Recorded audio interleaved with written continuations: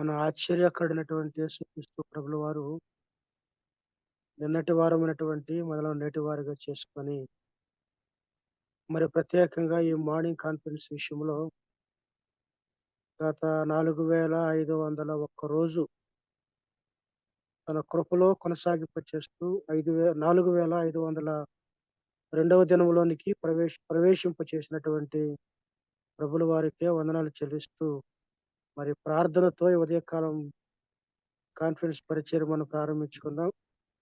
హైదరాబాద్ నుంచి రూఫస్ అన్న గారు ప్రార్థన చేస్తారు.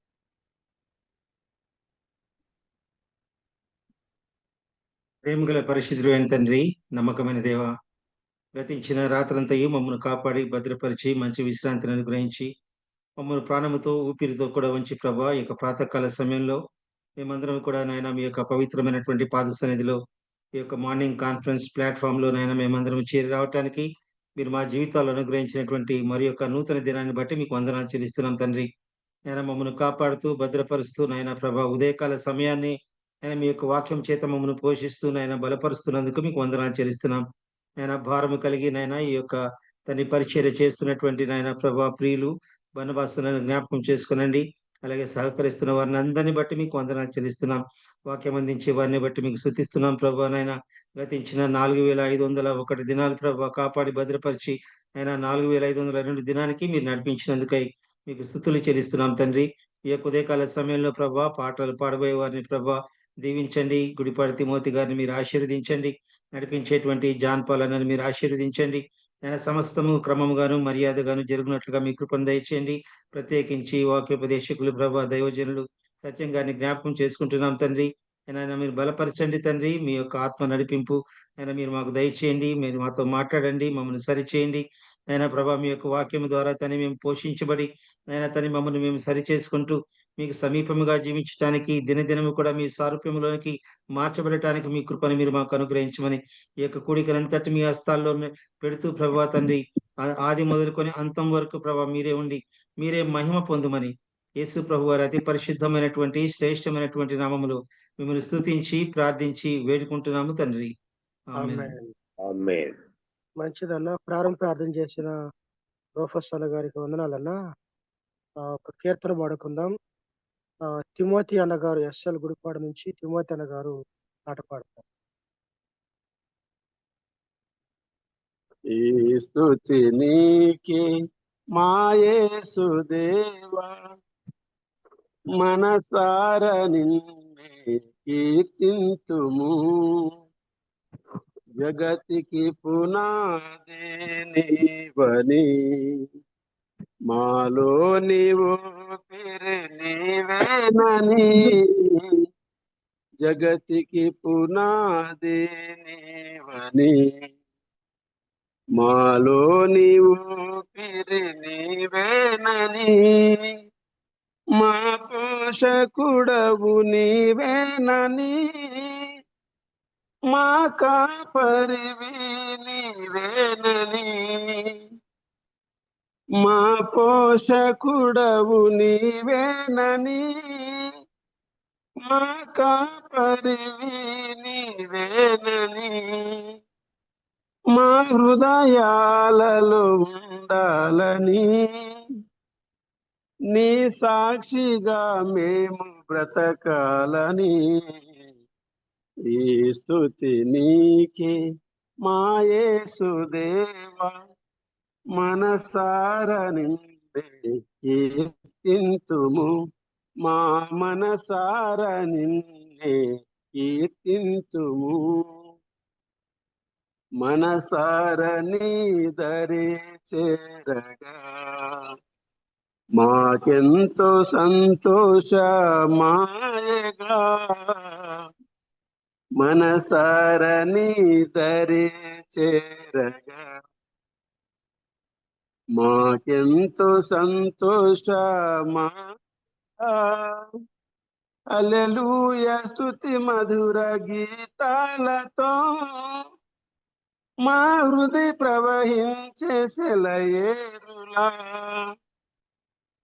హల్లెలూయా స్తుతి మధుర గీతాలతో నా హృది ప్రవహించే సెలయేరులా నీ మధుర ప్రేమను చాటాలని నీ జీవ బాటలు నడవాలని ఈ స్తుతి నీకే మా యేసుదేవా మనసార నిన్నే కీర్తింతుము మా మనసార నిన్నే కీర్తింతుము పరలోక దూతాళి స్తోత్రాలతోనే మా స్తోత్ర గానాలు గైకొనుమా పరలోక దూతాళి స్తోత్రాలతోనే మా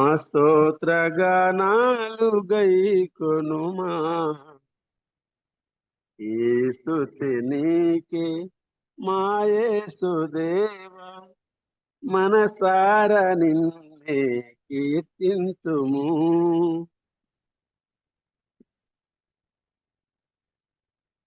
ఓకే థ్యాంక్ యూ అన్న బర్నబాస్ అన్న. మరి చక్కని పాట పాడిన మరి బర్నబాస్ అన్న గారికి చాలా వందనాలన్న. చిన్న ప్రార్థన చేసుకుని దేవుని వాక్యంలోనికి వెళ్దాం. హైదరాబాద్ నుండి పేతురు అన్న గారు వాక్యం కొరకు ప్రార్థన చేస్తారు. కృపా సత్య సంపూర్ణ వంటి మా ప్రియ పరలోకపు తండ్రి, మీ పరిశుద్ధమైన పాదములకు వందనములు, స్తుతులు, స్తోత్రములు చెల్లిస్తున్నాం ప్రభా. మరొక దినాన్ని చూసే కృపను, అవకాశమును మాకు ఇచ్చినందుకు మిమ్మల్ని స్తుతిస్తున్నాం.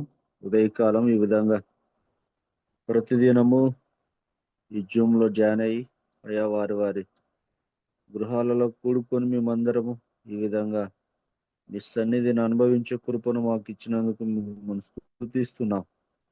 మీ దాసు నిలబడి వాక్యం అందిస్తుండగా చేరువచ్చిన మాకందరికి నా ప్రభువా ఏ మాటలు అవసరమో మీ దాసుని ద్వారా మాట్లాడండి, సరిచేయండి. మమ్మల్ని మీ రాకడ కొరకు మమ్మల్ని సిద్ధపరచండి. మీ మాటలు అందిస్తున్న మీ దాసుని ప్రభు మీ పరిశుద్ధాత్మని ద్వారా వాడుకునండి. తలంపులు అందించండి. మాట వెంబడి మాట మీ దాసునికి అందునట్లుగా మీ కృపలో బలపరచండి, సహాయం చేయండి. 6 గంటల వరకు జరిగే జూమును మీ కృపలో నడిపించి మహిమ పొందమని మా ప్రభువును రక్షకుడునైన యేసుక్రీస్తు పరిశుద్ధమైన నామమున ప్రార్థిస్తుంటున్నాను తండ్రి. ఆమేన్. ఆమేన్. ఓకే, థ్యాంక్ యూ అన్న. వందనాలు అన్న పేతురు అన్న. మరి 4502వ దినములో దేవుని వాక్యం కొరకై వర్తమానం కొరకై నియమించుకున్నటువంటి దేవుని సేవకులు తురుమెడ నుండి సత్యవన్న గారు మన మధ్యలో సిద్ధంగా ఉన్నారు. మరి వాక్యం కొరకు అన్నగారికి సమయాన్ని అప్పగిస్తున్నాం. అన్న వందనాలు అన్న. వందనాలు జాన్పాల్. ప్రభుకి స్తోత్రం చెల్లిస్తున్నాం.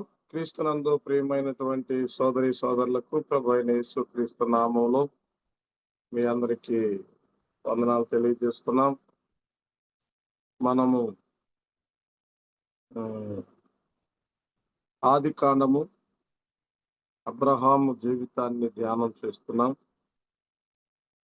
ఈరోజు 20వ అధ్యాయంలోంచి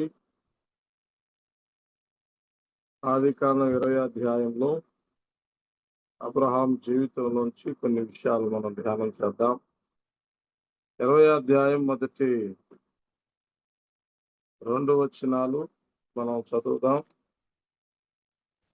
ఆది కాండము 20వ అధ్యాయము లేక మొదటి 3 వచనాలు చదువుతాం. అక్కడ నుండి అబ్రహాం దక్షిణ దేశమునకు తరలిపోయి కాదేశునకు తూరుకును మధ్యప్రదేశములో నివసించి గెరారులో కొన్నాళ్ళు ఉండెను. అప్పుడు అబ్రహాము తన భార్య అయిన శారాను గూర్చి ఈమె నా చెల్లెలని చెప్పెను. గనుక గెరారు రాజైన అబీమెలెకు శారాను పిలిపించి తన ఇంట చేర్చుకొనెను. ఆయనను రాత్రి వేళ దేవుడు స్వప్నమందు అబీమెలెకు వద్దకు వచ్చి, నీవు నీ ఇంట చేర్చుకుని కొనిన స్త్రీ ఒక పురుషునికి భార్య గనుక ఆమె నిమిత్తము నీవు సచ్చిన వాడవు సుమా అని చెప్పాను. ప్రార్థన చేద్దాం.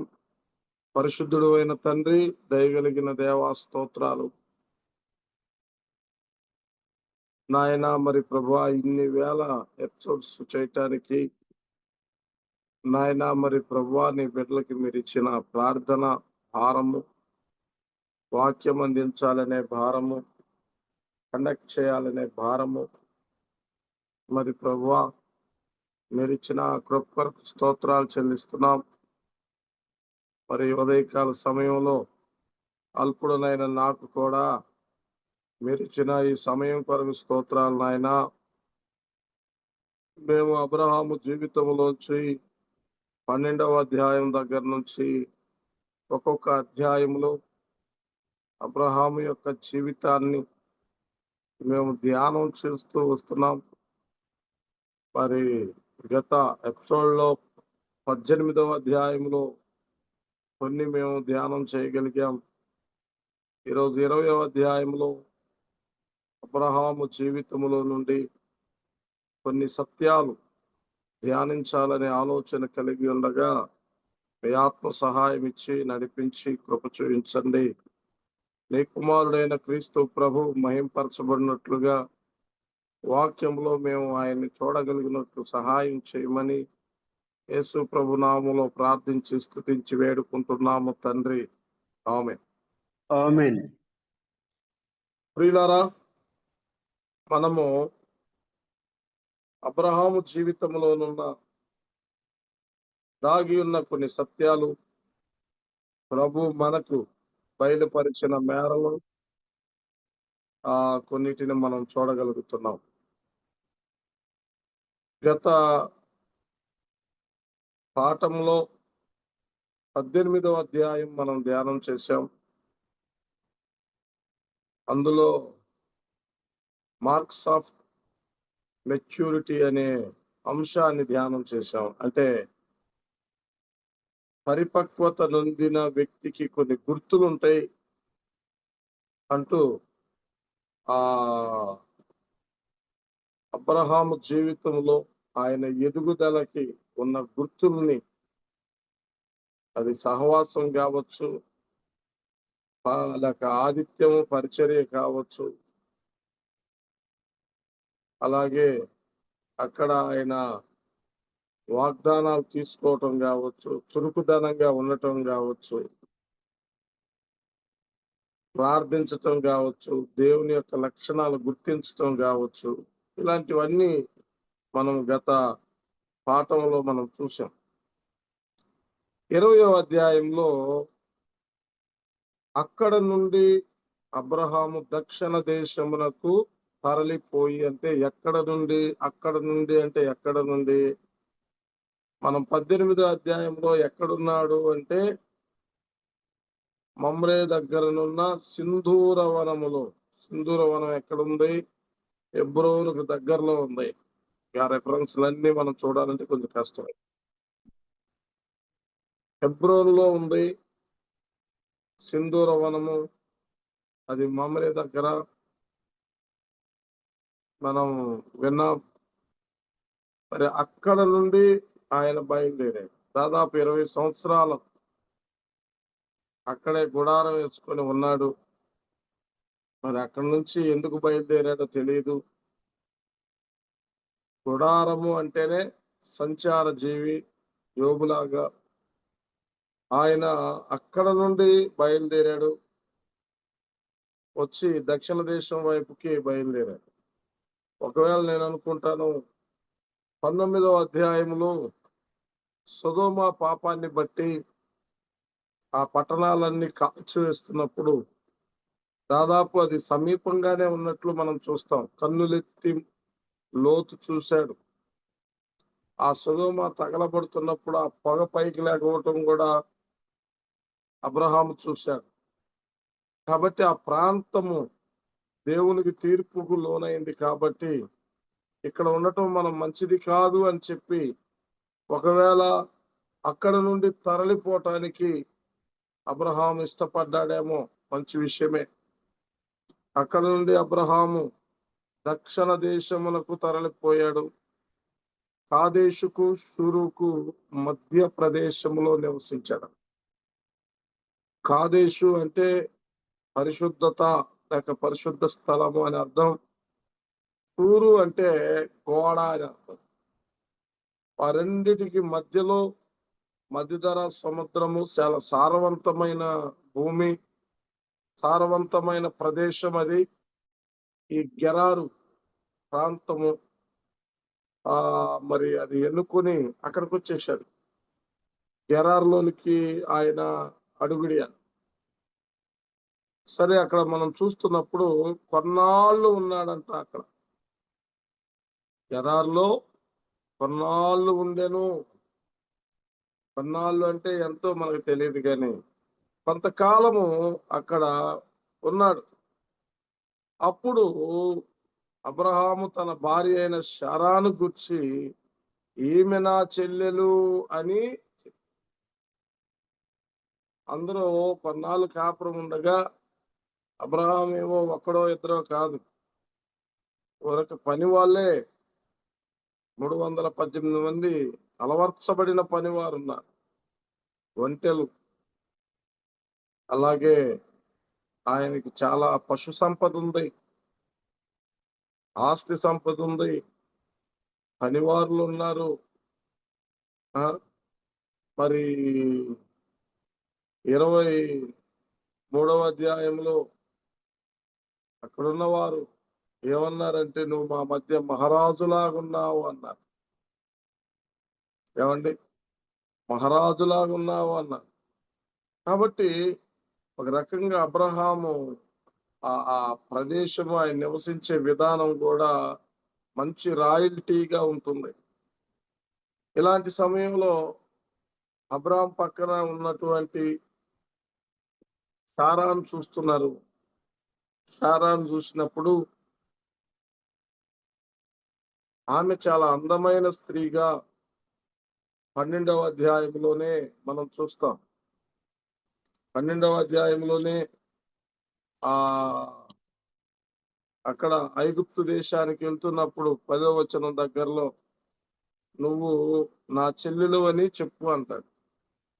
ఎందుకు అంటే, నిన్ను బట్టి నన్ను చంపేస్తారు, నన్ను చంపి పడేసి నేను తీసుకెళ్ళిపోతారమ్మా, నువ్వు నాకు చేయాల్సిన మేలు ఇదేను అని చెప్తారు. సరే, ఓకే, అది అలా ఉంది, అప్పుడు జరిగిపోయింది అది. ఇక్కడ ఈమె వయస్సు దాదాపు 21లో ఇస్సాకు జన్మిస్తాడు. మరి అక్కడ 99 సంవత్సరాలు అబ్రహాముకు ఉన్నాయంటే, ఆమెకి అంటే అబ్రహాముకి శారమ్మకి 10 సంవత్సరాల వ్యత్యాసం ఉన్నట్లు చూస్తున్నాం. అయితే ఇక్కడ శారాకి దాదాపు 90 వచ్చేసినాయి, అబ్రహాముకి 100 సంవత్సరాల దగ్గరలో ఉన్నాడు. ఈ సమయంలో 90 సంవత్సరాల సమయంలో శారా ఆకర్షణీయంగా కనపడిద్దా అనే విషయాన్ని కూడా మనం ఇక్కడ ఆలోచన చేయాలి. అంత వయసులో ఒక పురుషుడు ఆకర్షించగలిగినంత ఆకర్షణ ఆమెలో ఉన్నదా అంటే, ఒకవేళ 18వ అధ్యాయంలో వచ్చే ఈ ఏటికి నీ గర్భమున కుమారుడు ఉంటాడు అనే మాటను దేవుడు చెప్పినప్పుడు, ఆమెకు శరీర సౌష్ఠవ్యం కావలసిన వాటన్నిటినీ దేహపరంగా ప్రభువు ఇచ్చాడు. ఎందుకంటే ఆయనకి అసాధ్యమైనది ఏది లేదు. ఒక బిడ్డను కనటానికి కావలసిన వాటన్నిటినీ ఒక స్త్రీ, ఒక యవనురాలు గాని ఎలాంటి బిడ్డను కనటానికి కావలసినవన్నీ, ఎందుకంటే నేను స్త్రీ ధర్మమును ఉడికిపోయిన దానిని కదా, వృద్ధురాలను కదా అనుకున్నాను. మరి ఒకవేళ అలాంటి రూపాన్ని, అలాంటి శక్తిని ప్రభు ఇచ్చాడేమో మనం అనుకోవటమేనండి. మనం అలా అనుకుంటున్నాం. అలాంటి శక్తిని ప్రభు ఆమెకి ఇచ్చి ఉండవచ్చు. ఈమె నా చెల్లెలు అన్నప్పుడు గెరారు రాజు చేసింది ఏంటయ్యా అంటే, అబ్బా ఇంత అందమైన స్త్రీ నీ దగ్గర ఉన్నదా అని చెప్పి, అక్కడ చూడండి, ఈమె నా చెల్లెలని చెప్పి మరి చెల్లెలని చెప్పిన గనుక గెరారు రాజైన అబీమెలెకు షారాను పిలిపించి తన ఇంట చేర్చుకొనెను. తన ఇంట చేర్చుకొనెను.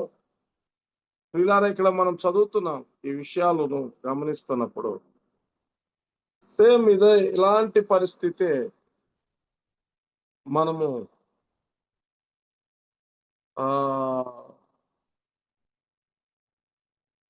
ఆదికాండము 12వ అధ్యాయం 10వ వచనం దగ్గర నుంచి మనం చదువుతున్నప్పుడు ఇలాంటి పరిస్థితి ఐగుప్తులో జరిగింది. ఐగుప్తులో ఉన్నప్పుడు అందరూ శారా యొక్క అందాన్ని కొనియాడుతున్నారు. శారా యొక్క అందాన్ని కొనియాడుతున్నప్పుడు ఆ శారా అందాన్ని కొనియాడుతున్నప్పుడు అక్కడ జరిగింది ఏంటంటే, ఎవరు ఈమె, ఇంత అందమైన స్త్రీ ఎవరు ఈమె అన్నప్పుడు, ఈమె నా చెల్లెలని ముందుగానే చెప్పుకున్నారు కదా. చెప్పినప్పుడు వెంటనే ఫరో ఆమెను తీసుకెళ్ళిపోయాడు. కానీ దేవుడు ఆ రోజు ఫరో ఇంటిని మహావేదనకి గురి చేశాడు. వెంటనే ఎందుకు ఇలా జరిగింది ఏంటి అన్నప్పుడు దేవుని మాటలు స్వరం వినపడింది. ఈమె ఆయన చెల్లెలు కాదు, భార్య అని తెలిసింది, పంపించాడు. సేమ్ అలాంటి పరిస్థితి 20వ అధ్యాయంలో మనం చూస్తున్నాం. అబ్రహాము ఎవరు? దేవుని పిలుపు నొందినవాడు అబ్రహాము. 12వ అధ్యాయంలో బలిపీఠాన్ని కట్టినవాడు. 13వ అధ్యాయంలో లోతు ఒక తప్పుడు మార్గాన్ని ఎన్నుకున్న అబ్రహాము ఒక రైట్ వే, ఒక సరైన మార్గములో, ప్లేస్ లో దేవుడు నడిపింపులో నడుస్తున్నవాడు అబ్రహాము. 14వ అధ్యాయంలో 4 రాజులను జయించిన వీరుడు కదా. 15వ అధ్యాయంలో కొన్ని వాగ్దానాలు పొంది అబ్రహాము దేవుని నమ్మిన, అది నీతిగా ఎంచబడిన నీతిమంతుడు, నీతిగల జనానికి తండ్రిగా 17వ అధ్యాయంలో పేరు మార్చబడి ఆయన దేవునితో నిబంధన పొంది సున్నతి చెందినవాడు. 18వ అధ్యాయంలో దేవునికి ఆతిథ్యం ఇచ్చి ప్రార్థనలో పోరాడిన పోరాట యోధుడు కదా. అలాంటి అబ్రహాము, ఇంత ఎదిగిన అబ్రహాము ఇప్పుడు ఒక విషయంలో బలహీనతను మనం చూస్తున్నాం. అది ఏమిటి అంటే, అబ్రహాము తన భార్యను గురించి ఏమని చెప్తున్నాడంటే, నా చెల్లెలండి ఏమే అని చెప్తాడు. ప్రాణ భయం ఆయనకి అలా ఉంచి వెంటనే అబద్ధం ఆడేస్తాడు. చాలా సార్లు ఎప్పుడో చేసిన పాపాలు, ఎప్పుడో చేసిన మన గుర్తుకొచ్చి వెంటనే వాటిని మరలా చేస్తాం. అంటే మనకు అర్థమయ్యేటట్టు చెప్పుకోవాలంటే, ఒక అంశానికి మనం రావాలంటే అలవాటైన పాపాలు అని చెప్పాలి. అబ్రహాముకు అలవాటైంది అబద్ధం చెప్పటం. సేమ్ దాన్నే మరలా ఇక్కడ మెన్షన్ చేస్తున్నాడు. మన అంశం ఏంటంటే, ఇంత ఎదిగాడు కదా, ఎంత పోరాడాడు కదా, ఎంతగా దేవుల్లో ఉన్నాడు కదా, దేవునికి ఆతిథ్యం ఇచ్చే అంత గొప్ప స్థితిలోకి వచ్చాడు కదా. ఇలాంటి ఇంత ఉన్నతమైన విలువలు కలిగిన అబ్రహాము ఎందుకు అబద్ధం ఆడాల్సి వచ్చింది? అది ఈరోజు అంశం. ఎందుకు అబద్ధం ఆడాల్సి వచ్చింది? ఈరోజు క్రైస్తవులుగా క్రీస్తు ప్రభువుని నమ్మిన వారం, రక్షించబడ్డాం, బాప్తీసం తీసుకున్నాం, ఆరాధన చేస్తున్నాం, కొందరు సేవకులుగా ఉన్నాం, మరి కొందరు పెద్దలుగా ఉన్నారు, కొందరు పరిచారకులుగా ఉన్నారు, కొందరు గాయకులుగా ఉన్నారు, కొందరు నాయకులుగా ఉన్నారు, ఇంకా మరి కొందరు సంఘంలో అనుభవం కలిగిన వారుగా ఉన్నారు, బోధకులుగా ఉన్నారు, ఏమండి, స్వార్థికులుగా ఉన్నారు. సంఘంలో ఎన్నో సంవత్సరాల నుంచి అనుభవం కలిగిన సహోదరులుగా ఉన్నాం. ఏదో ఒక బలహీనత మనల్ని ఎందుకు ఎంటాడుతుంది? ఈ అలవాటైన పాపం మనము మానుకోలేకపోతున్నాం. ఏదో ఉంటది మనలో, వెంటనే దాన్నే ఖండిస్తాం, దాన్నే వద్దు అంటాం, అదే చేయకూడదు అంటాం, అయ్యే ఉంటాము. ఒకప్పుడు మనం చేసినవి కూడా అది తప్పు, అది కరెక్ట్ కాదు, ఇలాంటివి మనం చేయకూడదు అని చెప్పి మనము దాన్ని ఖండించి తీసివేసుకొని జీవిస్తూ ఉన్నా మరలా అలాంటి సందర్భం రాగానే మరలా అదే పాపాన్ని సింపుల్ గా చేసి మెదలకుండా ఉంటాం. ఎందుకు ఇలా జరుగుతుంది? మరి ఇలాంటి పాపాలు మన జీవితంలో ఇలా కొనసాగించాలా? వాటిని తీసివేసుకోకూడదా? అది ఈరోజు యొక్క అంశం. దీనికి నేను 20వ అధ్యాయం చదువుతున్నప్పుడు చాలా విషయాలు ఉన్నాయి, కానీ ఒక 7 విషయాలు చెప్పాలనుకుంటున్నాను. అలవాటైన పాపాన్ని మనం జయించాలి అంటే ఆదికాండం 20వ అధ్యాయంలో కొన్ని సత్యాలు మనం అలవాటుగా మన దగ్గరికి వస్తున్న ఈ పాపాలను మనం జయించి ప్రభువుకి మహిమకరంగా మనం జీవించాలి అంటే కొన్ని మన జీవితంలో ఏదైతే మనల్ని బాధ పెడుతున్నాయో వాటిని మనం గుర్తించాలి, తీసివేసుకోవాలి, సరిచేసుకోవాలి. అంతేగాని వాటిని సారి చేసేవారంగా ఉన్నాం. నెంబర్ 1, మొట్టమొదట ఈ అలవాటైన పాపాలు అసలు ఎక్కడి నుంచి స్టార్ట్ అవుతుంది అనే దాన్ని మనం గుర్తించాలి. మొట్టమొదటి మనందరికి తెలుసు, ఏదైనా లీకేజ్ ఎక్కడుంది, అసలు ఇది ఎక్కడి నుంచి వస్తుంది, ఇది ఎక్కడ జరుగుతుంది అని అనుకుంటాం. దాన్ని బట్టి మనము వర్క్ స్టార్ట్ చేస్తాం. మరి ఒకవేళ అలాంటిదే అయితే విశ్వాసి జీవితంలో ఇలాంటి పరిస్థితులు అలవాటుగా పాపం మనం ఎందుకు చేస్తున్నాం? అసలు ముందు ఇది ఎక్కడి నుంచి స్టార్ట్ అవుతుంది? దీన్ని మనం గుర్తించినట్టయితే అప్పుడు దానికి తగిన చర్య తీసుకోవటానికి అవకాశం ఉంది. వాస్తవంగా హెబ్రీ పత్రిక 12వ అధ్యాయం 1వ వచనంలో విశ్వాసానికి కర్త దాన్ని కొనసాగించువాడైన యేసు వైపు చూస్తూ మన పరమపందాన్ని తుదముట్టించాలి అంటాడు. అయితే అక్కడే 2వ వచనంలో ఏమంటాడయ్యా అంటే ఇంకొక విషయం మాట్లాడతాడు. ఏమనంటే హెబ్రీలకు రాసిన పత్రిక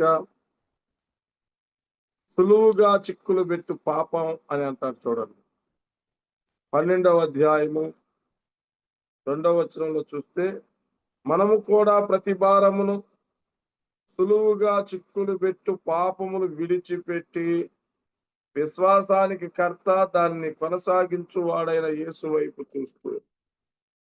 సులువుగా చిక్కులు పెట్టే పాపాలు కొన్ని ఉన్నాయి. అవును, సులువుగా మనల్ని పక్కకు తీసుకెళ్ళిపోతాయి. గుర్తుపెట్టాలి. దీన్నే కొరింథీ మొదటి పత్రికలో 10:12 అంటాడు, నేను నిలుచున్నానని చెప్పు ప్రతివాడు పడకుండా జాగ్రత్తగా చూసుకోవాలి. అక్కడ ఇశ్రాయేలు చరిత్ర చెప్తూ వారి వలె అంటారు. వారిలో కొందరు నిలుచున్నానని చెప్పు ప్రతివాడు పడకుండా జాగ్రత్తగా చూసుకోవాలి. జాగ్రత్తగా చూడాలి. ఏంటి సులువుగా చిక్కులు పెట్టే పాపాలు? అరే, ఇంత ఎదిగి ఇంత వాక్యం చెప్తూ ఇంత అందరికి చెబుతూ ఎందుకు నేను మరలా చిన్న చిన్న వాటిలో పడిపోతున్నాను, దీన్ని ఎందుకు నేను గుర్తించలేకపోతున్నాను, ఈ లోపం ఎక్కడ నుంచి వస్తుంది అంటే ఒకటే, మనము దేవుని వాక్యములో గమనిస్తున్నప్పుడు రోమాపత్రిక 7వ అధ్యాయంలో 21లో ఆయన చెప్తాడు, అయ్యో నేనెంత దౌర్భాగ్యుడను, ఇట్టి మరణమునకు లోనైన శరీరము నుండి ఎవరు నన్ను విడిపిస్తారు అని.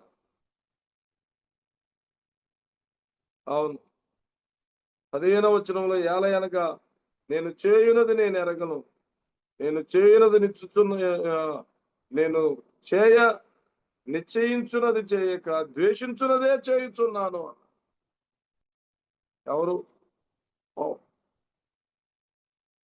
అవును, 5వ అధ్యాయంలో విశ్వాసం ఉంచాడు, 6వ అధ్యాయంలో బాప్తిస్మం తీసుకున్నాడు, 7వ అధ్యాయంలో ఆయన అంటున్నాడు, ఇవన్నీ తీసేశాను, మరలా నాలో ఏదో వేరొక నియమము నాలో కనబడుతుంది, ఈ నియమము నన్ను నేను ఏది చేయాలనుకుంటున్నాను అది చేయట్లేదు, ఏది ద్వేషిస్తున్నానో అది చేస్తున్నాను. అంటే మన ఆత్మ అయితే రక్షించబడింది కానీ ఇంకా శరీరము విడిపించబడలేదు కదా. నా శరీరము అమ్మబడింది, మరి ఎలాగూ అది గుర్తించు. అసలు నీ శరీరంలోనే ఉంది, నీ లోపలే ఉంది, లోపల సంఘర్షణ జరుగుతుంది అంతరంగ పురుషుని యందు.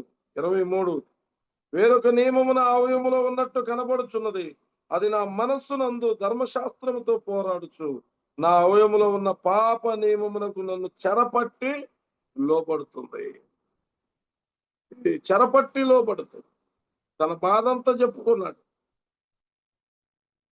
నేనేమో దేవునికి లోపడ్డాను, నమ్ముకున్నాను, విశ్వసించాను, రక్షించబడ్డాను, బాప్తిస్మం తీసుకున్నాను, చాలా ఆనందంగా ఉంది, కానీ ఇక్కడ మరలా నాలో ఏదో ఒక నియమం కనపడుతుంది, అది నన్ను, నా అంతరంగం పెద్ద పోరాటం అయిపోతుంది, నాలో ఉన్న ధర్మశాస్త్రముతో పోరాడి నన్ను పాప నియమమునకు చెరపట్టి తీసుకెళ్ళిపోతున్నాడు.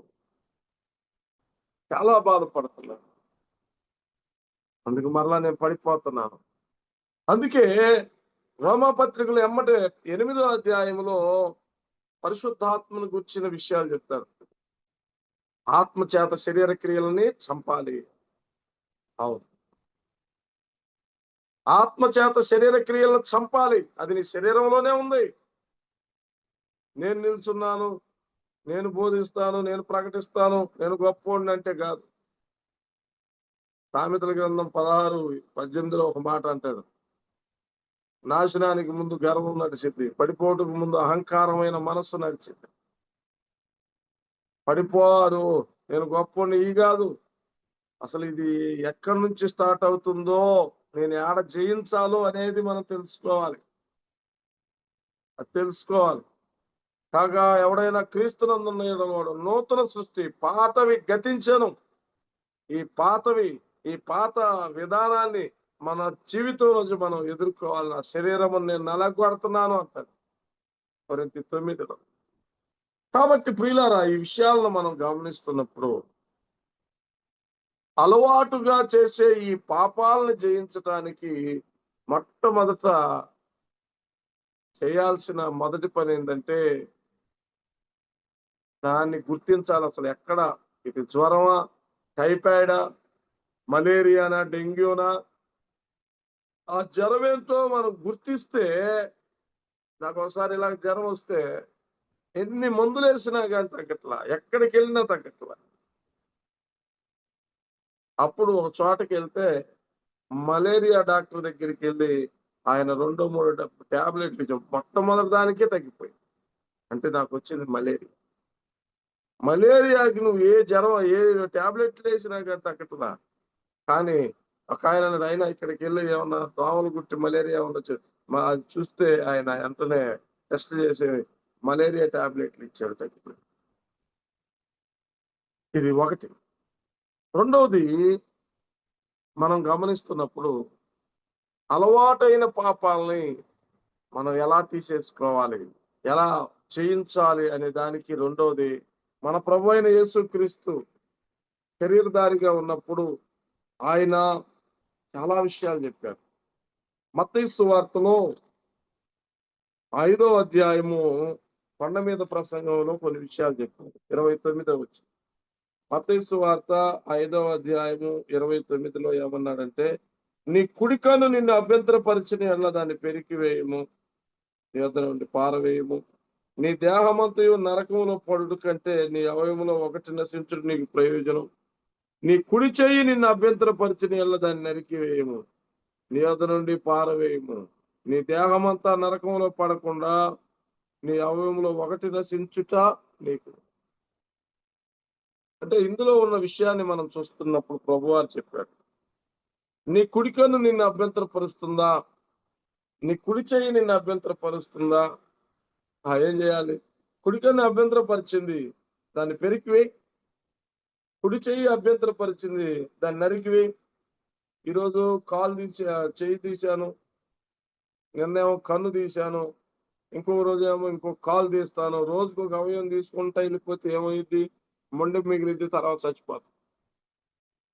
మరి ఎందుకు ప్రభువారు ఇలా చెప్పాడు అంటే దాని అర్థం కాలు నరికే చెయ్యి నరికేయమని కాదు. ఒక కన్ను తీసేస్తే నువ్వు చూడగలవా? చూడలేవు. ఒక చెయ్యి తీసేస్తే పట్టుకోగలవా? పట్టుకోలేవు. ఆత్మీయంగా నీ జీవితంలో వాటిని తీసేస్తే నేనేం చేయలేను కదా, నిస్సహాయకుడిని కదా. చూడమాకు, చెయ్యమాకు, నడవమాకు, మాట్లాడమాకు, వినమాకు, వెళ్ళమాకు అని ప్రభువు చెప్తున్నాడు. కొంచెం మనకు అర్థం అవ్వాలంటే సామెతల గ్రంథం 7వ అధ్యాయం 25వ వచనంలో, సామెతల గ్రంథము 7వ అధ్యాయము 25వ వచనంలో ఇంకొక మాట కూడా మనం చూడగలం. ఏమన్నాడంటే 25లో, జారాస్త్రీ మార్గము తట్టు నీ మనసు తొలగనీయము, దారి తప్పి అది నడుచు త్రోవలకు పోకుము. వెళ్ళొద్దు, తొలగిపో, వెళ్ళొద్దు. అది జారాస్త్రీ కావచ్చు, అది ఇంకోటి కావచ్చు, ఇంక ఏదైనా కావచ్చు. నీ మనసును పాడు చేసేది, నీ విశ్వాసాన్ని నాశనం చేసేది, నీ ప్రార్థనా జీవితాన్ని పాడు చేసేది ఏదైనా కావచ్చు. ఈ అలవాటైన పాపాన్ని నుంచి ప్రభు అన్నాడు, నీ కుడి కన్ను నిన్ను అభ్యంతర పరిస్థితి తీసివేయి, నీ కుడి చెయ్యి అభ్యంతర దాన్ని నరికివేయి అన్నాడు. ఎంత కఠినంగా చెప్పాడో చూడండి. అంత కఠినమైన ఆజ్ఞలో మనం నెరవేర్చాలి. అంటే ఒకవేళ ధ్యారాస్త్రీ ఆ సందేహం వచ్చింది, వెళ్ళొద్దు, ఆ మార్గంలో వెళ్ళొద్దు, ఇంకొక మార్గంలో వెళ్ళు, ఊరు మొత్తం తిరిగి వచ్చిన పర్లా, ప్రభు చూడు ఇది షార్ట్ మార్గం అని చెప్పి నువ్వు వెళ్తే ఒకవేళ మనసు తిప్పేందంటే, మనసు మారిందంటే జీవితమే పాడైపో, అసలు నీ సాక్ష్యమే పోయిద్ది. ప్రియులారా గమనించండి, ఈ మాటలు మనం చదువుతున్నప్పుడు రెండవది ఏమిటయ్యా అంటే, అబ్రహాము అలవాటైన పాపాన్ని మానుకోవాలి, మనం జయించాలి అంటే ఒకటి, ఈ పాపం అసలు ఎక్కడ స్టార్ట్ అవుతుందో గుర్తించాలి. నెంబర్ 1. నెంబర్ 2, ఈ పాపాన్ని మనం ఏం చేయాలో ప్రభువు చెప్పాడు. నెంబర్ 3, మూడవది ఏమిటయ్యా అంటే, ఈ పాపము ఎప్పుడు మనతోనే ఆగదు. పాపానికి ఉన్న లక్షణం ఏంటంటే అది ఒక తెగులు లాంటి, వైరస్ లాంటి. అది ఒక వ్యక్తి నుంచి ఒక వ్యక్తికి, ఒక వ్యక్తి నుంచి ఒక వ్యక్తికి వెళ్తా ఉంటుంది. ఉదాహరణకి ఈయనే ఒక చిన్న పాపం ఏంటిదయ్యా అంటే అబద్ధం ఆడాడు. 12వ అధ్యాయంలో అబద్ధం ఆడాడు. ఇక మధ్యలో మనకి ఎక్కడ ఉండదు. 20వ అధ్యాయంలో మరలా అబ్రహాము నా చెల్లెలని అబద్ధం ఆడటం మనం చూసాం. అబ్రహాముతో ఆగిపోలేదు. మరలా అదే గెరారులోకి వెళ్ళినప్పుడు ఇస్సాకు కూడా ఇలాంటి అబద్ధమే ఆడాడు. అబ్రహాము అబద్ధం ఆడాడంటే దానిలో ఆమె నా తల్లి నా తండ్రి కుమార్తె గాని నా తల్లి కుమార్తె కాదని ఆయన కొన్ని రీజన్లు చెప్పాడు. ఇది మరి ఇంకా దారుణం. అసలు ఆ ఇస్సాకును ఆయనకి మేనమామ కూతురైనప్పుడు మరి నా చెల్లి అని చెప్తున్నాడు అబద్ధం. అంటే అబ్రహాము అబద్ధము ఆయన తాకుండా కొడుకు దగ్గరికి వచ్చేసింది. సరే ఇస్సాకు ఆడాడులే అని చెప్పి వదిలేసామా అంటే ఇస్సాకుదే కాదు, అక్కడి నుంచి ఇంకొంచెం ముందుకు వచ్చేళ్ళకి యాకోబు కూడా అబద్ధం ఆడుతున్నాడు. ఎవరో నువ్వు ఏంటి అంటే నేను నీ పెద్ద కుమారుడిని ఏశావుని అబద్ధం. సరే అక్కడి నుంచి ఆడదాకి ఉందా అంటే అది ఏడదాకి వెళ్ళిపోయింది అంటే యాకోబు కొడుకులను కూడా అబద్ధం ఆడతారు. యోసేపును అమ్మివేసి ఇదిగో నీ దుష్టముఖాలు చీల్చివేసినట్టుంది ఇది వస్త్రం, నీ కుమారుడేమో చూడు అని. ఇలా మనం గమనిస్తూ ఉంటే ఆగిపోట్ల ఇంకా వెళ్ళిపోతుంది. అది ఇంకా దూరం ఏడదాకి వెళ్ళిపోయింది అంటే రాహేల్ దగ్గరికి కూడా వెళ్ళిపోయింది యాకోబు. చాలాసార్లు మనం చిన్న చిన్న ఇంట్లో పిల్లలు లేడని చెప్పురా, మీ డాడీ లేడని చెప్పు, షాప్కి వెళ్ళారని చెప్పు, గోంగూర కట్టల దగ్గర ఆయన ఇప్పుడే కదండి 20 రూపాయలకి 4 ఇచ్చాడు, నువ్వేంది 3 అంటావు ఏంది 2 అంటావు ఏంది, గోంగూర కట్టల దగ్గర అబద్ధమే. షాప్కి వెళ్ళారంటే మొన్న మా వాళ్ళు వచ్చి మీ షాప్ లో తీసుకున్నారు, అది 1000 రూపాయలు, నా చేతి 500 అంటది. షాప్ దగ్గర అబద్ధమే. బ్రదర్ ఈరోజు పరిస్థితి బాగలేదు, ఒక 500 ఇంటే అదే లోపల 10,000 ఉంటాయి.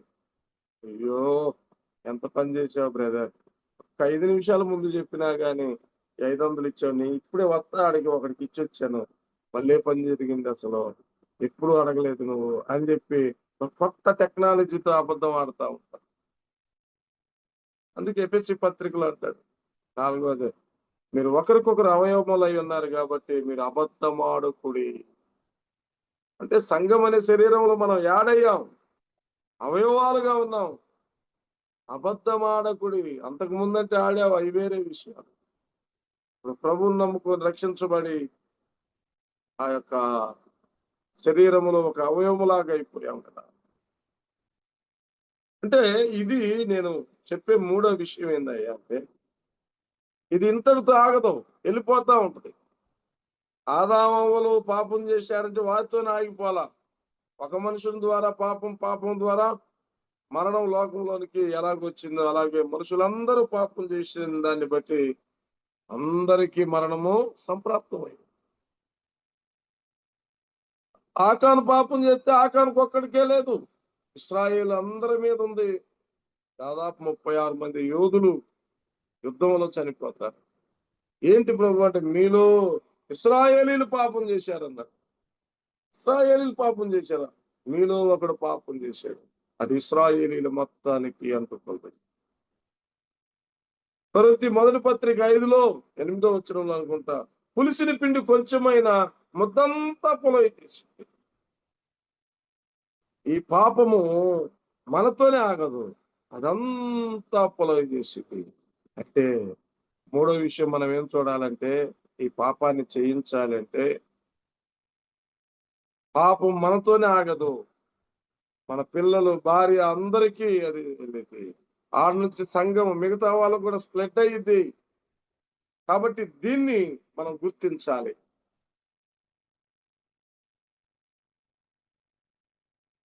అలవాటైన పాపాన్ని జయించాలంటే అది మనతో ఆగేది కాదు, ఇంకా ముందుకెళ్ళేది. కాబట్టి దీని విషయంలో చాలా జాగ్రత్త తీసుకోవాలి.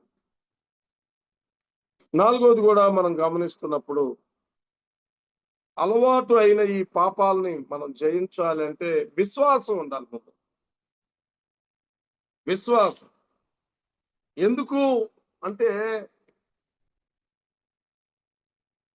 అక్కడ మనం చదువుతాం చూడండి,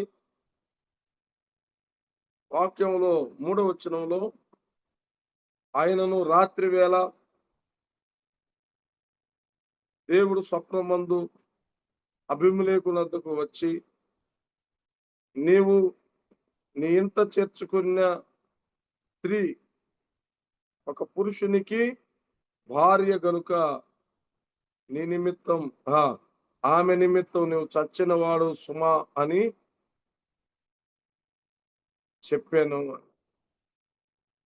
చూసావా, ఇక్కడ మనం చూస్తున్నాం, ఇక్కడ మనం గమనిస్తున్నప్పుడు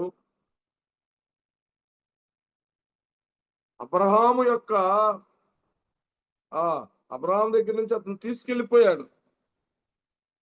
ఎవరు కలుగు చేసుకున్నాడు? ఏనేమనుకున్నాడు? నేను అబద్ధం ఆడి నా భార్యను రక్షించుకుంటా, నేను అబద్ధం ఆడి నా ప్రాణాన్ని రక్షించుకుంటా, నేను అబద్ధం ఆడి నా ప్రజలను రక్షించుకుంటా. రక్షించుకోలేదు. అబద్ధం చేత అబ్రహాము ప్రాణాన్ని రక్షించుకోలేడు. అబద్ధం ఆడటం చేత తన భార్యను రక్షించుకోలేడు. అబద్ధం ఆడటం చేత తనకున్న ప్రజలను సంపదను రక్షించుకోలేడు. రక్షించేది ప్రభువే, జోక్యం చేసుకునేది ప్రభువే. అవును, వెంటనే దేవుడు ఎవరి దగ్గరికి వెళ్ళిపోయాడయ్యా అంటే అబీమెలెకు దగ్గరికి వచ్చాడు. అబీమెలెకు దగ్గరికి వచ్చాడు. అబీమెలెకు అని పిలిచాడు. అయ్యా, ఎవరేమో, అదే మా ఊరు వచ్చారయ్యా, కొత్తగా కొన్నాళ్ళ నుంచి ఉన్నారు, ఏం చాలా అందంగా ఉంది, నా రాణుల్లో ఒక రాణిగా చేసుకుందాం అనుకుంటున్నావు. అవునా, ఉన్న వాళ్ళు చాలరా, ఆమె ఎవరు అనుకుంటున్నావు? అయ్యా, నాకు తెలియదు, మా ఊరు కొత్తగా వచ్చారు అబ్రహాం, వాళ్ళ భార్య కదా. అబ్రహాం అంటే ఎవరు అనుకున్నావు? నాకు తెలియదయ్యా. ఆయన ప్రవక్త, జాగ్రత్త, ఆయన ప్రవక్త భార్య ఆయన నీ కోసం ప్రార్థన చేస్తే నీ ఇంట్లో అంత దీవెన జరిగిద్ది. ఆమె విషయంలో నువ్వు చచ్చిన వాడవు సుమా అన్నాడు. అయ్యా, మాలాంటి నీతి గల ప్రజలను కూడా నువ్వు చంపుతావయ్యా, అందుకే నువ్వు సావకుండా ఉండటం కోసమే నేను వచ్చి ముందుగా చెప్పా, లేకపోతే ఆమెను ముట్టినట్టయితే చచ్చేవాడివి. సాతానుడు ఎన్నో రకాల ప్లాన్లు వేస్తా ఉంటాడు. 21వ అధ్యాయములో అబ్రా యొక్క ఇస్సాకు జననము, 20లో అబీమెలెకును తీసుకెళ్తున్నాడు. ఆ గర్భము కలుషితం కాకుండా నిజంగా ప్రభు ప్రత్యక్షమై మాట్లాడుతున్నాడు. ఇక్కడ మనం గమనిస్తున్నప్పుడు, ఈ విషయాలు మనం చదువుతున్నప్పుడు, ఎవరు రక్షించేది అంటే మనం కాదు. తను తాను రక్షించుకోలేడు. అవును, విశ్వాసం. ఎక్కడికి వెళ్ళినా అబ్రహాముని కాపాడేది దేవుడే. ఆదికాండం 12వ అధ్యాయంలో నేను చెప్పాడు ఏమని? నిన్ను దూషించిన వారిని నేను దూషిస్తా, నిన్ను దీవించిన వారిని నేను ఆశీర్వదిస్తా. అవును ప్రియుడా, అబ్రహాముకు వాగ్దానం ఇచ్చాడు. ఆ విశ్వాసం అబ్రహాములో ఉండాలి. దేవుడు నన్ను రక్షిస్తాడు, దేవుడు నన్ను రక్షిస్తాడు. అవును, సామెతల గ్రంథం 3వ అధ్యాయంలో 5వ వచనంలో, నీ సుబుద్ధిని ఆధారం చేసుకొనక దేవుని యందు నమ్మిక ఉంచండి.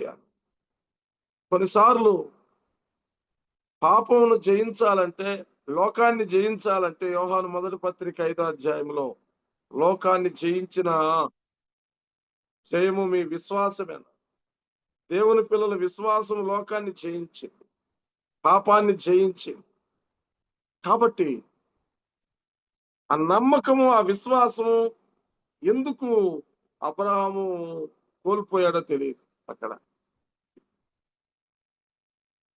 అబద్ధమాడి తను రక్షించుకోవాలనుకున్న కాదు, విశ్వాస మూలముగా ఆయన రక్షించబడ్డాడు. విశ్వాసులకు తండ్రి అయ్యాడు. ప్రియులారా, నేను చెప్పేది ఏంటంటే, దేవుని పిల్లలమైన మనము ఎలాంటి పరిస్థితులు మన మీదకి వచ్చినప్పటికీ, ఎలాంటివి మనల్ని తరుముకుంటా వస్తున్నప్పుడు మన విశ్వాసం ప్రభు మీదే. ఎందుకంటే ఎలాంటి కష్టమైన పరిస్థితుల్లో కూడా ప్రభు రక్షించేవాడు, కాపాడేవాడు. లేదా అప్పగిస్తాడా? అప్పగించని. షడ్రక్ మేషక్ అబేద్నెగో అదే మాట అన్నాడు, మా దేవుడు రక్షించడానికి సమర్థుడు, ఒకవేళ రక్షించకపోయినా మాకేం ఇబ్బంది ఏమి లేదు అన్న. దీన్ని బట్టి అలవాటైన పాపం నుండి మనం విడిపించబడాలి అంటే విశ్వాసము చాలా ముఖ్యము. విశ్వాసం చాలా ముఖ్యం. 4వ విషయాన్ని మనము చదువుకుంటున్నప్పుడు, 4వది కూడా మనం చదువుతున్నప్పుడు, అలవాటైన ఈ పాపం నుంచి మనము విడిపించబడాలి అంటే మన ప్రయాణంలో ఇక్కడ చూస్తున్నప్పుడు క్రమశిక్షణ కూడా మనకి చాలా అవసరమై ఉంది. 4వది మనం గమనిస్తున్నప్పుడు క్రమశిక్షణ చాలా అవసరంగా ఉంది. ఎందుకు అంటే ఎప్పుడైతే అబ్రహాము అబద్ధమాడాడో ఆయనకి ఒకళ్ళు దూరం అయిపోయారు. ఎవరు? ఆయన భార్య దూరం అయిపోయారు. ఒకటి మన దగ్గర నుంచి దేవుడు తీసేస్తున్నాడు అంటే అది మన లోపం అని మనం గుర్తించాలి. దేవుడు క్రమశిక్షణ చేస్తున్నాడు. నువ్వు అబద్ధం ఆడినా, నువ్వు ఎట్టున్నా, నువ్వేం చేస్తున్నా, నువ్వు పాపంలో ఉన్నా, అబద్ధంలో ఉన్నా, అబద్ధం ఆడుతున్నా, దేవుడు చూస్తూ ఊరుకోడు. ఎందుకు మనం చూస్తాం, ఒక వ్యక్తి తనకి ఒక తలంతు ఇస్తే ఆ తలంతు పూడ్చిపెడితే అతని దగ్గర నుంచి తీసేశాడు. నువ్వు మారు మనసు పొందకపోతే నీ దీపస్తంభం నీ దగ్గర నుంచి తీసేస్తానన్నాడు. అబ్రహాం దగ్గర నుంచి శారాన్ని తీసేసినట్టే ఒక రకంగా. అబ్రహాం ఒంటరిగా ఉన్నాడు, ఒక్కడిగా ఉన్నాడు. ఇప్పుడు ఆమె వేరే స్థలంలో ఉంది. ఇప్పుడు దాకా విశ్వాసంలో కలిసి వచ్చిన వీరు ఏంటి, నా అబద్ధమే కదా. కొన్నిసార్లు ప్రభు మన దగ్గర నుంచి కొన్ని తీస్తున్నప్పుడు దాన్ని మనం గుర్తించాలి. నా పాపాన్ని బట్టి నేను పరిచర్యను కోల్పోతున్నానా? నా లోపాన్ని బట్టి నా వరాన్ని కోల్పోతున్నానా? నా బలహీనతలను బట్టి నాలో ఉన్న సాక్ష్యాన్ని కోల్పోతున్నానా? మరి ఇది ఏంటి అంటే క్రమశిక్షణ. పిల్లోడు ఏదో పొరపాటు చేస్తే క్లాసులో కూర్చోబెట్టాడు, బయట నిలబెడతాడు టీచర్ గారు. కొంతమందిని గోడ కుర్చీ వేసి నిలబెడతారు. ఏంటంటే అది క్రమశిక్షణ. నెక్స్ట్ రెండోసారి నేను ఇలాంటిది చేయకూడదు. ఆ తర్వాత నీ క్రమశిక్షణలో సరైన తర్వాత నువ్వు వచ్చి కూర్చో అంటాడు. మరి ఈ లెక్కలో మనం చదివితే హెబ్రీ పత్రిక 12వ అధ్యాయంలో 4 కాంచి మనం చదువుతుంటే కుమారులైన వారందరూ శిక్ష పొందుతున్నారు. ఒక రకంగా మానసికంగా ఆయన శిక్ష అనుభవిస్తున్నాడు, సరిచేయబడుతున్నాడు. అయ్యో నేను ఎందుకు ఈ మాట అన్నాను, ఇలా ఎందుకు జరిగిందని. కుమారులైన వారందరూ శిక్ష పొందుతున్నారు. ఒకవేళ నువ్వు శిక్షించబడకపోతే కుమారుడు కాదు, దుర్బీజుడివే కుమారులు అనబడ్డారు. అలాగైతే ప్రియులారా, ఈ విషయాలు మనం చదువుతున్నప్పుడు వీటిలో గమనిస్తున్నప్పుడు వాక్యంలో కొన్నిసార్లు ప్రభు మనల్ని సరిచేయటానికి కొంత శిక్ష మనకిస్తాడు. ఎందుకు అంటే నేను ప్రేమించిన వారందరినీ శిక్షిస్తున్నాను, సరిచేస్తున్నాను. దీన్ని బట్టి మన అలవాటైన పాపాలని మనం జయించటానికి ప్రభు మనల్ని కొంత క్రమశిక్షణ చేసేవాడుగా ఉన్నాడు. పేతురు రాసిన మొదటి పత్రికలో 1:6 చెప్తాడు, అవసరమును బట్టి నానా విధములైన శోధనల చేత మీరు శోధించబడుతున్నారు. అవును, 48:10 యెషయా గ్రంథంలో అంటాడు, ఇబ్బంది అనే కొలిములో నిన్నే పెట్టాను, నా కోసమే నిన్ను అలా చేశాను అంటాడు. ప్రభు మనల్ని పరీక్షిస్తాడు. వెండిని శోధించినట్టుగా, బంగారాన్ని శోధించినట్టుగా, కంసాలి వెండి బంగారాలు శోధించినట్టుగా శోధించి మనలో ఉన్న మాలిన్యాన్ని తీసివేయటానికి అగ్నిలో కొలివిలో పెట్టి మనల్ని పరీక్ష చేస్తారు ప్రియుల. కాబట్టి ఈ విషయాలు మనం చదువుతున్నప్పుడు కొన్ని మన జీవితంలో అలవాటుగా చేసే ఈ పాపాల నుంచి మనం విడిపించబడాలి అంటే కొంత క్రమశిక్షణ కూడా మనకు అవసరం కదా. క్రమశిక్షణ కూడా మనకు అవసరం. అలాగే మనము గమనిస్తున్నప్పుడు అలవాటుగా చేసే పాపాలు, ఆరోదిగా మనం చూస్తే అక్కడ ఇంకొకటి ఉన్నది. అదేమిటయ్యా అంటే దేవుని కృప. అవును, ఎప్పటి వరకు మనం జారిపోకుండా పడిపోకుండా ఉన్నాము అంటే ఆ దేవుని కృప మీదే ఆధారపడాలి, మన మీద కాదు. మన మీద పడితే ఇక అంతే, అబ్రహాం లాగా. ఇక్కడ దేవుని కృప ఏంటి అంటే దేవుడే నేరుగా అబీమెలెకు దగ్గరికి వెళ్ళి మాట్లాడతాడు. దేవుడే నేరుగా ఫరో దగ్గరికి వెళ్ళి మాట్లాడతాడు. దేవుడే నేరుగా లాబానుతో మాట్లాడతాడు. యాకోబు విషయంలో నువ్వు మంచి గాని చెడ్డ గాని ఏం మాట్లాడినా నేను ఊరుకోను. అసలు ఆ మాటలు చదువుతుంటే నాకు ఒక రకమైన ఏడుపు వచ్చింది. అసలు మన కోసం వెళ్ళి మన శత్రువుతో మాట్లాడేది ఏమంటే దేవుని కృప. అది దేవుని కృపను మనం గుర్తించాలి. అలవాటైన పాపాన్ని జయించాలి. యాకోబుతో మంచి గాని చెడ్డ గాని మాట్లాడావా నీ ఇష్టం, అయిపోతా ఉన్నా. అందుకే పొద్దున్నే వచ్చి నీకేమైనా నేను చేయగలను, నాకు అంత శక్తి ఉంది, అంత కెపాసిటీ ఉంది. కానీ నిన్న రాత్రి నీ తండ్రి దేవుడు నాతో మాట్లాడాడు, అందుకే నేను విడిచిపెడుతున్నాను. ఎన్నోసార్లు మనం విడిపించబడుతున్నామంటే మన దేవుడు మాట్లాడుతున్నాడు, అది దేవుని కృప. ఆ భార్యను తీసుకురా, దేవుని కృప. అబీమెలెకు ఇంట్లో ప్రతి గర్భం మూయబడింది, దేవుని కృప. అవును, మాట్లాడుతున్నాడు. మీరు చదివితే ఆదికాండం 12వ అధ్యాయంలో ఫరో ఇంట్లో మహావేదనకు గురి చేశాడంట. ఆయన బట్టి మిమ్మల్ని ముట్టిన వాడు నా కనిగుడ్డును ముట్టినట్టే. సౌలా సౌలా, ఏలను నన్ను హింసిస్తున్నావు, ఎందుకు నన్ను ఇలా హింసిస్తున్నావు? నేనెప్పుడు హింసించానయ్యా? సంఘాన్ని హింసిస్తే ఆయన్ని హింసించినట్టుగా నేను చెప్తున్నాను. వెళ్ళి మాట్లాడుతున్నాడు, సౌలుతో మాట్లాడుతున్నాడు, ఫరోతో మాట్లాడుతున్నాడు, అబీమెలెకుతో మాట్లాడుతున్నాడు, లాబానుతో మాట్లాడుతున్నాడు. ఎంత కృపగల దేవుడండి. దేవుని కృపను మనం గుర్తించాలి. సారి మనల్ని రక్షించడం కోసమై ఆ కృపామయుడైన ప్రభు మన బలహీనతలను ఎరిగి మన దగ్గరకు వచ్చి మనల్ని బలపరిచి మరలా పరిచర్యలోనికి తీసుకురావటం కోసం, నా కృప నీకు చాలమ్మా అంట దగ్గరికి వచ్చి చెప్తూ, నా గొర్రెపిల్ల నన్ను ప్రేమిస్తున్నావా అని చెప్పి తొలగిపోయిన పేతుర్ని మరలా పరిచర్యలో ఉంచి బలవంతుడిగా వాడుకున్నాడు కదా. నేను 20వ అధ్యాయము చదువుతున్నప్పుడు అలవాటైన పాపాన్ని అబ్రహాము చేస్తుంటే ఈ అలవాటైన పాపాన్ని జయించటానికి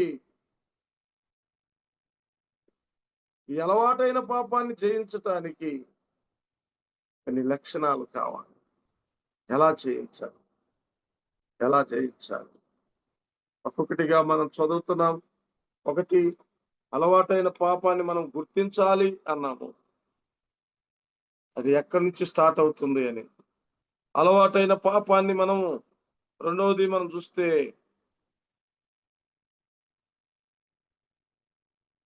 ఆ శోధన ఎక్కడి నుంచి మనము దూరంగా ఉండాలో, దాన్ని ఎలా చేయాలో మనం చూసాం.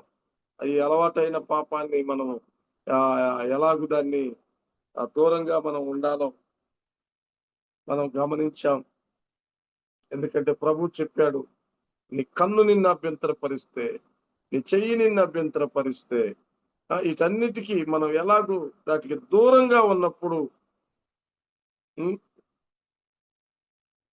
యోసేపు దూరంగా ఉన్నప్పుడు, పాపములకు దూరంగా పారిపోతున్నప్పుడు వాటిని మనం ఎలా చేయిస్తున్నామో చెప్తున్నారు. అలాగే ఈ అలవాటైన పాపాన్ని మనం చూస్తున్నప్పుడు ఈ పాపము ఇతరుల మీద కూడా ప్రభావం చూపించింది. కాబట్టి దాని విషయంలో ఎంత జాగ్రత్తగా ఉండాలో, పులిసిన పిండి కొంచెమైనా ముద్దంతా పొలై చేస్తుంది కదా అని.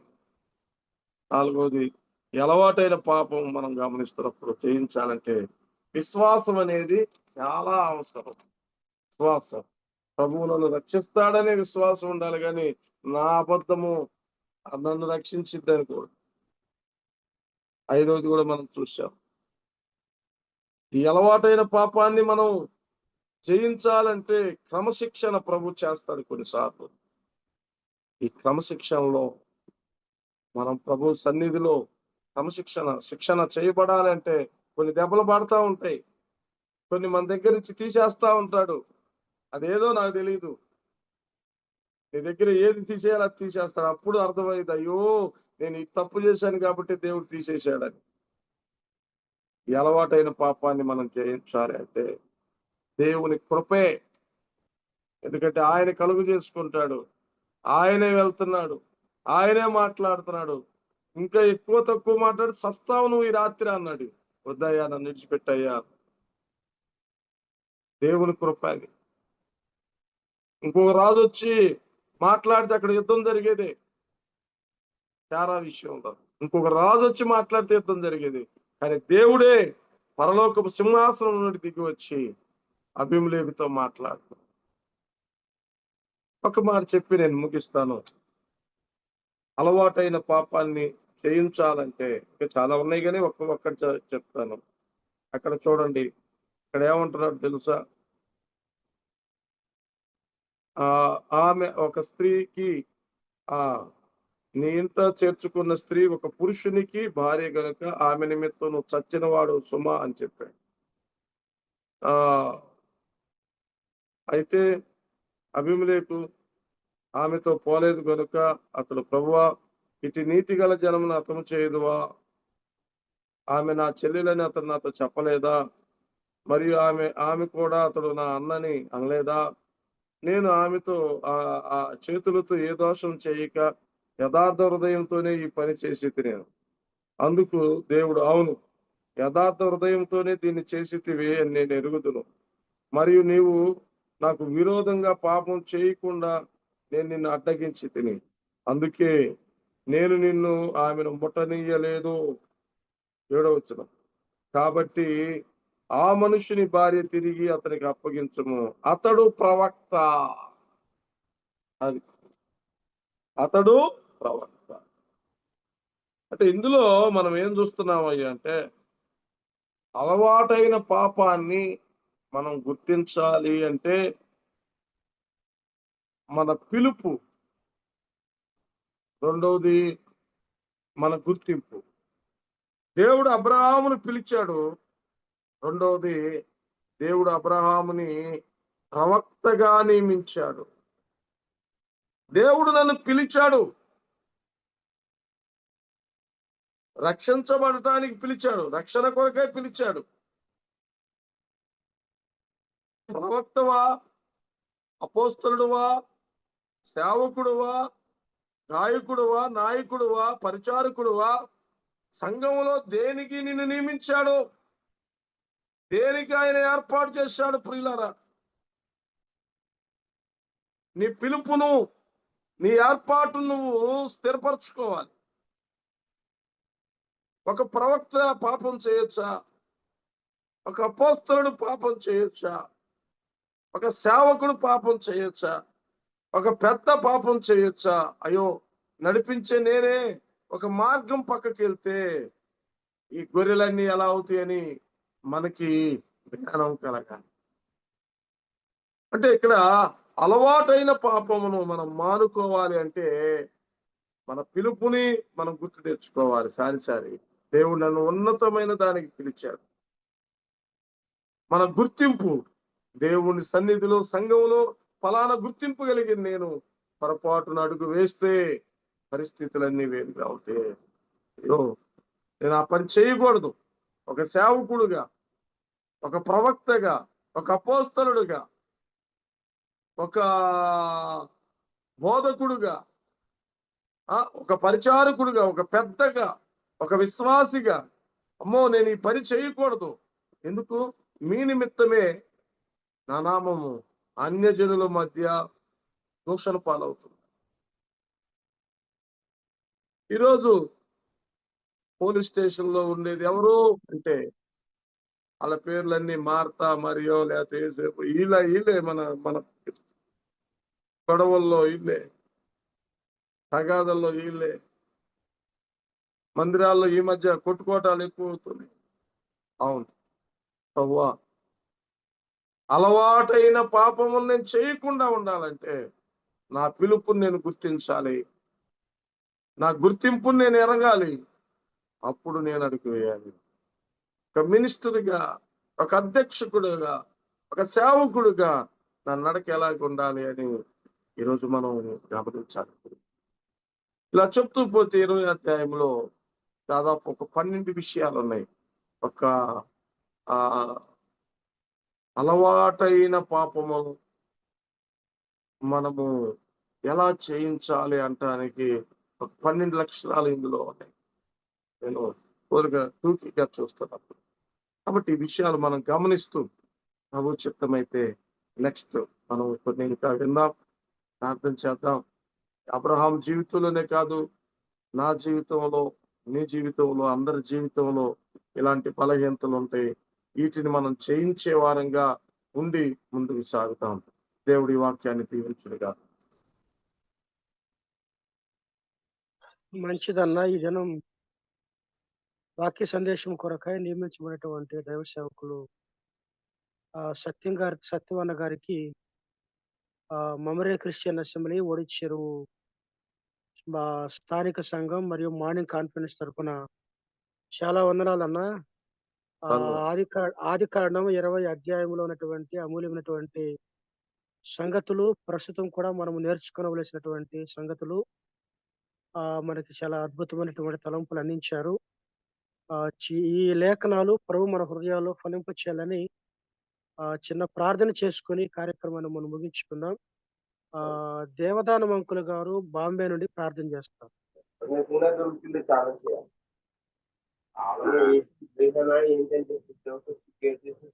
దేవదానం అంకుల్ గారు, అంకుల్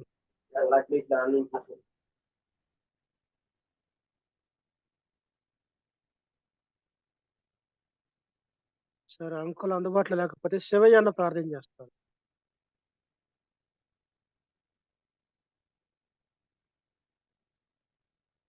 శివయ్య అన్న.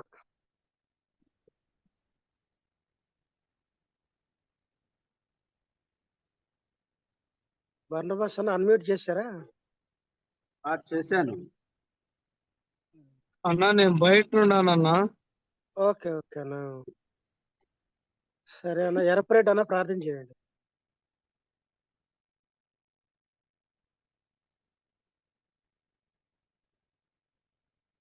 ఎరపరేట్ అన్న. సరే, నేనే ప్రార్థన చేస్తాను. నమ్మకమైన తండ్రి, నిత్య నివాసియును నీతి సూర్యుడా, మరణమునకు లోనైనటువంటి మా శరీరమును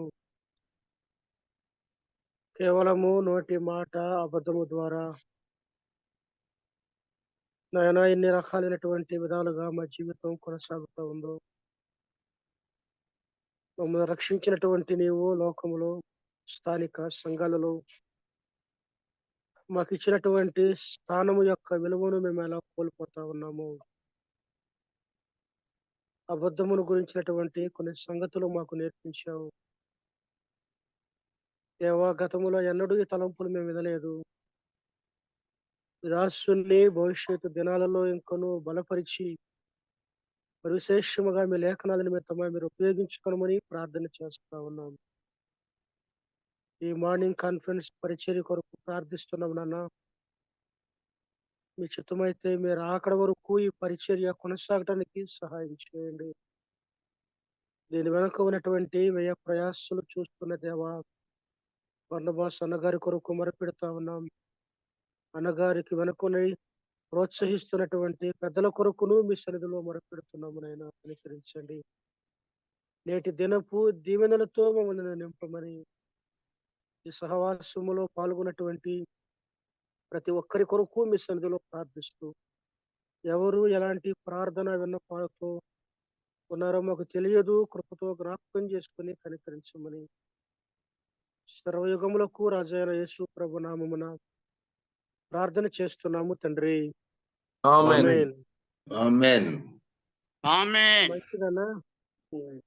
ఈ ఉదయం ఈ దినం ప్రత్యేకంగా ఈ కార్యక్రమం నడిపించడానికి అవకాశం ఇచ్చినటువంటి బర్నబాస్ అన్న గారికి వందనాలు తెలియజేస్తూ మరి ముగింపు సంగతులు తెలియజేసి అన్నగారి కార్యక్రమాన్ని ముగిస్తారు.